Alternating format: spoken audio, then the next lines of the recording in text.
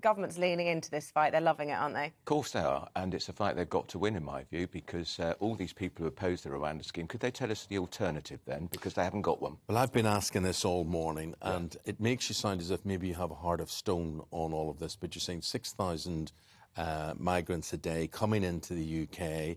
Is your local council supporting them? Some local councils obviously will and some won't. I mean, it's not a fair share of the cost over the whole of the country.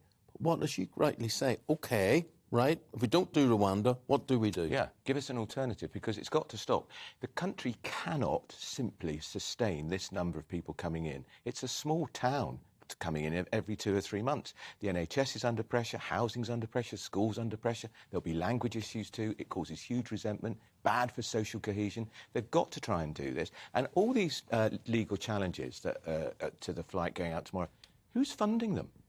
Is it legal aid? Are they getting legal aid? Because that would be pretty outrageous, because many people watching your programme will say they can't get legal aid because it's being rationed. Now, maybe the charities are paying for it, or the unions.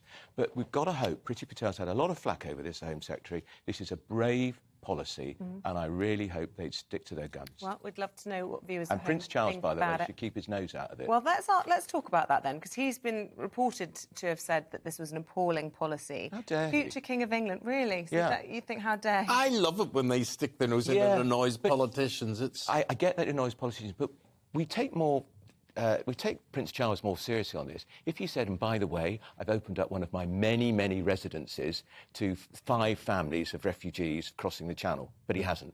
Right. And he's got a lot of property. The fact is, he can have his views. Judges aren't allowed to say this sort of thing. They can't go campaigning. He's in that category where he's got to be discreet. If he carries on like this when he's king, he'll be out.